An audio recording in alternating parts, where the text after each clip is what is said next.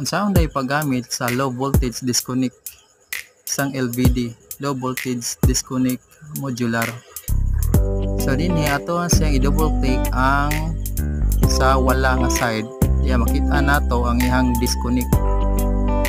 Double click. So mo ni siyang disconnect. Pwede nato siya patasan. Ito balik. Double click. Ito pwede nato siya patasan. Kung mag-disconnect ang battery, pwede na to patasan, plus na siya dire, o dire sa tuo mo ni siyang minus.